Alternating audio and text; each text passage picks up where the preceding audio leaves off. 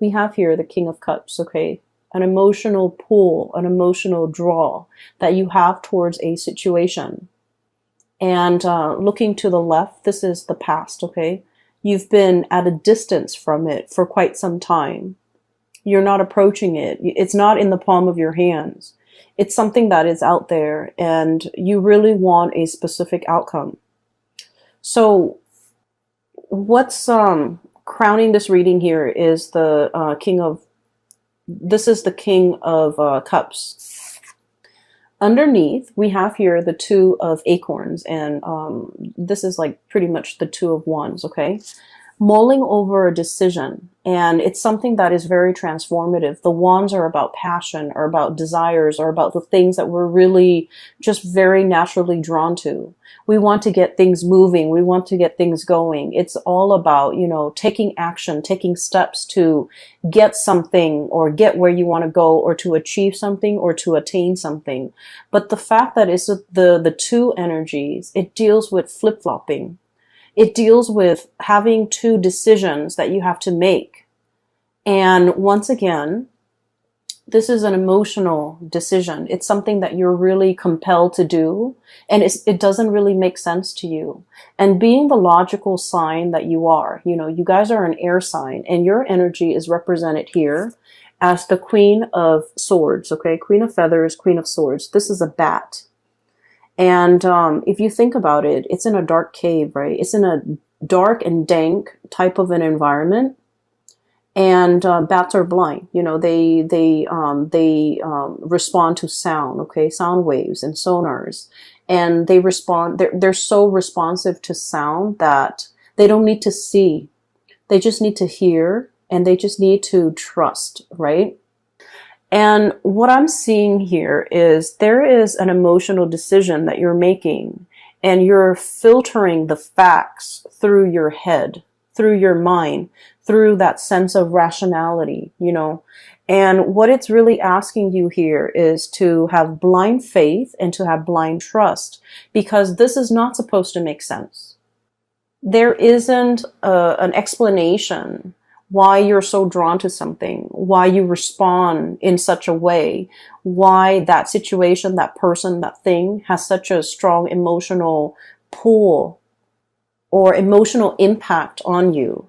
And so I feel as if you are like filtering all the facts relating to this situation through your head, and in your mind, it's like, it doesn't make sense.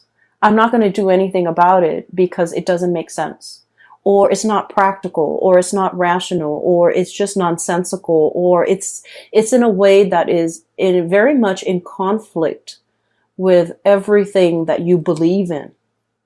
That's what I feel.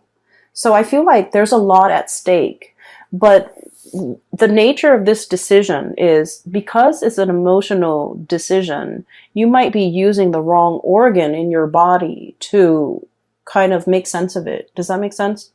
That's what I'm sensing here.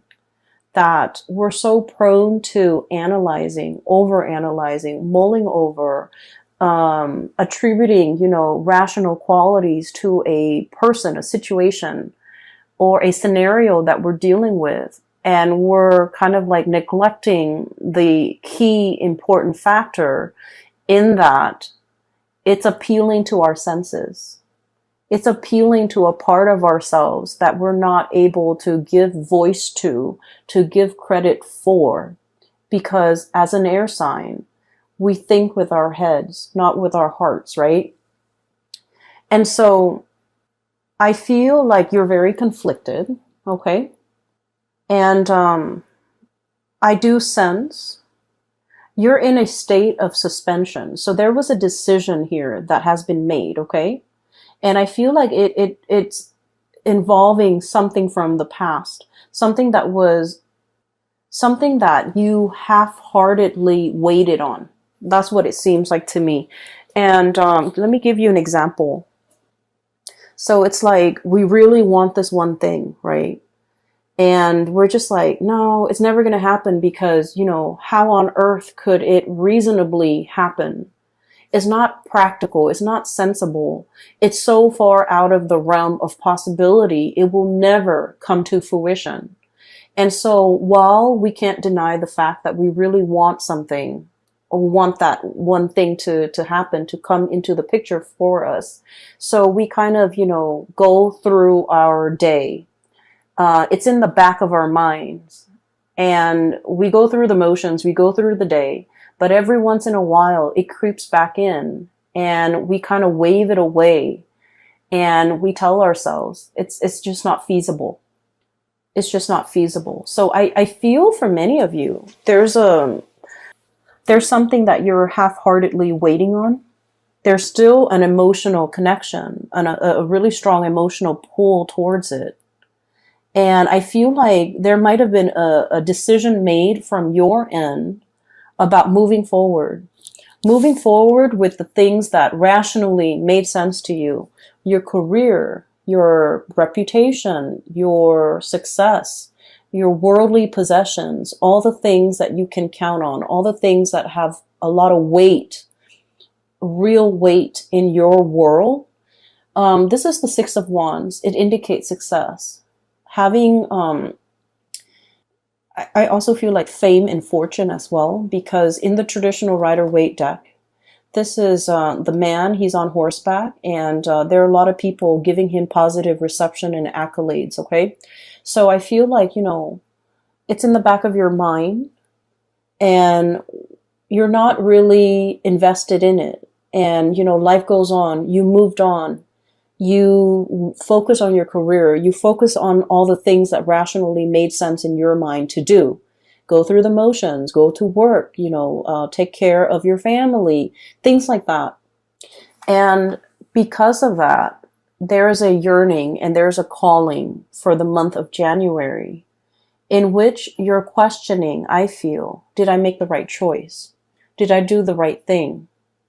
And what's coming through here, we have this is the Lover's card. This is the card of Gemini.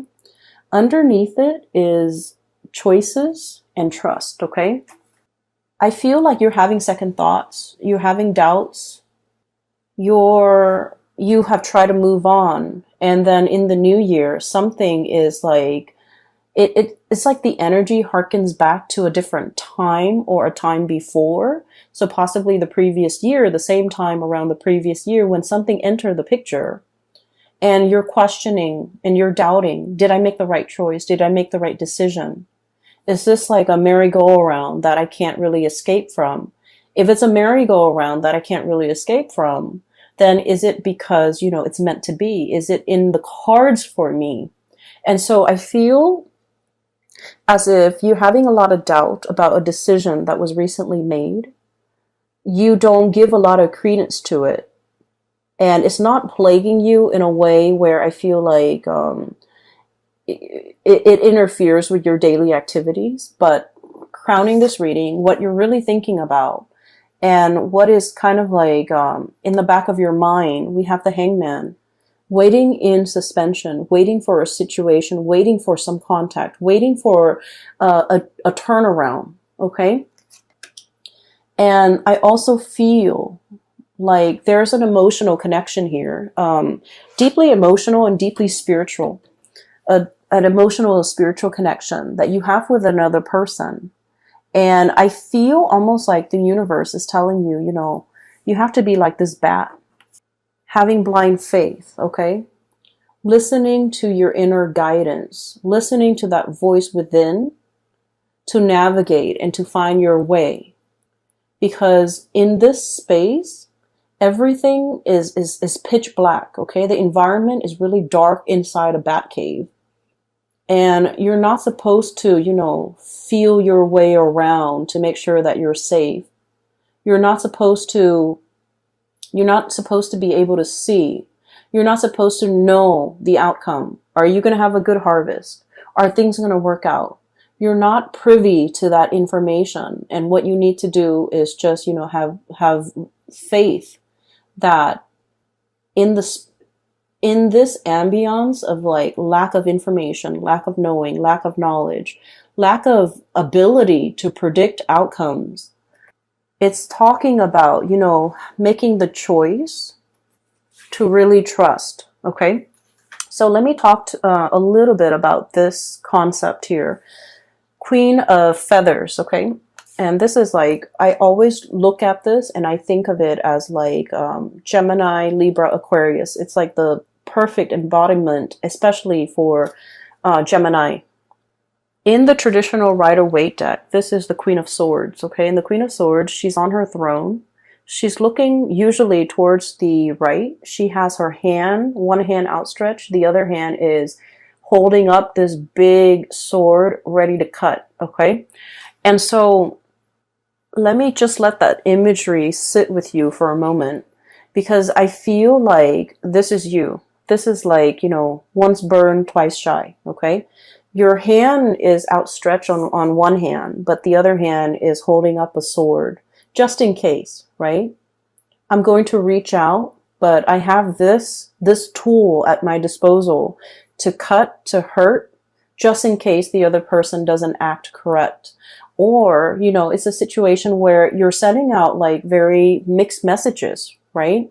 On the one hand, you want that connection. You want to reach out. But on the other hand, you're very defensive.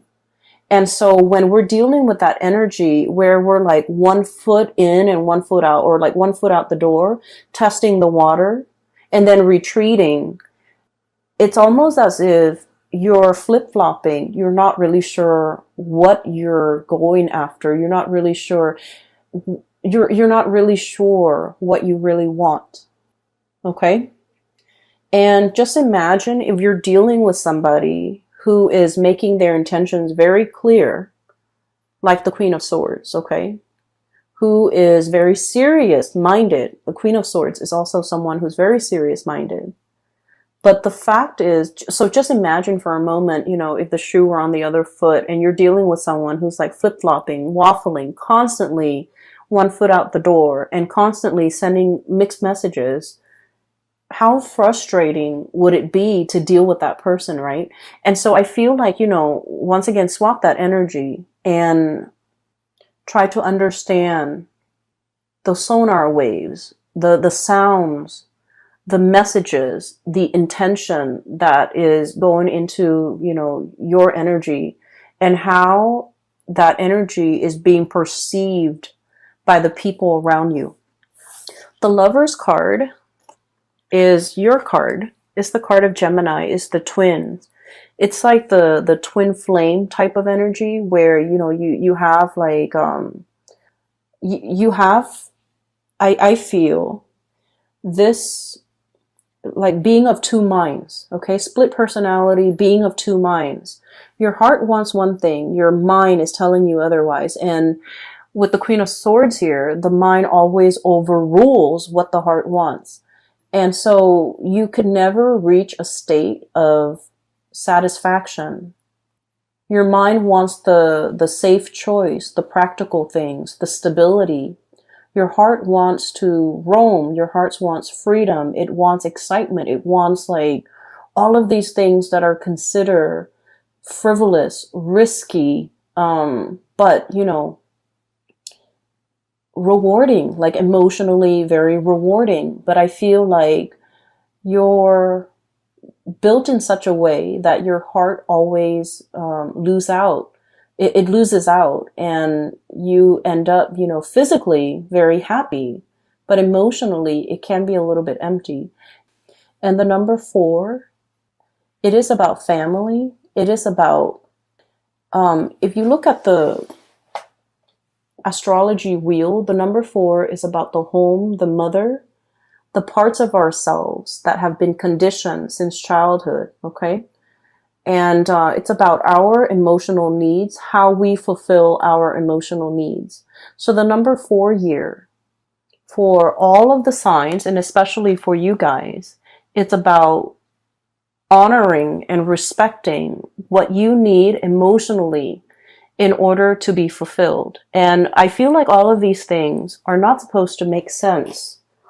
You know, so for example, you have work the next day, right? And you're just like, oh, I can't sleep, but I really need to go to sleep because I have work the next day. but I really want to watch this movie. So your mind rationally, you're like, I need to get to sleep. And then, but then your heart is like, I really want to watch this movie. And the movie is like 2 hours. So I'm going to miss out on 2 hours of sleep, but I'm going to be so happy during these 2 hours that I'm watching this movie. And so I feel as if that rational part of your mind always wins. You know, it's like, okay, we need to sleep early. We need to be disciplined. We need to do things that are practical. We need to just let go of frivolous things. And I also feel like, you know, with this strong energy of that number 4 coming into the picture, it was a way of life for you. It was like childhood conditioning. We have to do what is expected of us. We have to do what, I want to say, like, once we make a promise, we have to keep it. Once we choose a course of action, we have to follow it through. There, you know, it's like, it's very fatalistic. It's like failure is not an option. Once I choose this path, I have to walk alongside it, or I have to walk along this path. I can't deviate from my plans. But you know, things change. Circumstances will come up where whatever path you've taken, it might not be applicable for you anymore. You might have outgrown this path. You might have outgrown this situation. And yet you're still, are you still getting the emotional satisfaction on this path that you are blindly taking? Is it time for you to redirect your attention towards a different calling? So you have some choices here, and I feel like there's so much riding on it. You know, like that farmer, a bad harvest could be the end of his life. He could starve. Whereas a good harvest can, you know, equate to so many new blessings that can come into his life. And so you're grappling with a lot of decisions. And I almost feel like there's a decision here that you're making. And I'm sensing that you're putting so much expectation into this one single decision that it might not be fair. So if it's a person, you're putting a lot of expectations, and I don't feel that it's fair for the other person. If it's like a change in job, for example, you're putting so much expectations on the new location, on the job. You're expecting that thing, that decision, that job, that person to fulfill everything that you've wanted. So keep in mind that you've been suppressing, you know, your emotional needs for quite some time. And it's like years of pent up, you know, self-denial, right? Not in a rational way, but I feel like denying yourself of like things that make you really happy. And then coming into this moment and you're just like going for something, and then, or thinking about going for something, jumping at an opportunity, leaping towards a new way of life. And you're expecting it to fulfill all of your expectations, or all the longings that you've been suppressing in the past. And, you know, that's a huge load to carry. And so it's really asking you, you know, to kind of like balance out your expectations a little bit and to be a little bit realistic. Because what we have with this, the Traveler, this is the Fool card. It's a really pretty depiction. It's a gazelle jumping from one cliff to the next, okay? So this is a card about total abandonment, okay? Like throwing caution to the wind, embarking on a new phase in your life, wanting to jump for joy, and having blind faith pretty much. So you're coming from a space where you might have been closed off, defensive, flip-flopping, one foot out the door. And you're jumping into a new phase where you're all in, okay? Like no holds bar, like caution to the wind. And I feel like this has been like long in the making. You don't have any baggage that's holding you back. You're kind of like in the limelight. It's like everything coming to light with the sun in the background. And so I feel as if the month of January started out with a lot of uncertainty, There's going to be clear answers, decisions, and resolutions coming through at the end of January. You're going to be very sure about what it is that you're going for. So with this choice that you're making, you know, do I make the rational choice or do I follow whatever is in my heart? At the end of the road, the end of January 2020, we have here the 10 of Wands. Okay, this is pretty much the unburdening process. Okay, the 10 of Wands is all the obstacles, all the things that kind of bogged us down. Possibly expectations from other people, responsibilities that we have to take up, and things that we do out of obligation, out of the sense of responsibility. And we don't have to live in that or burden ourselves with that anymore, because we have a new phase that is coming into our lives to ask us to shed the baggage, okay? Shed the responsibility and just kind of like live our life a little bit more unencumbered and a little bit more free.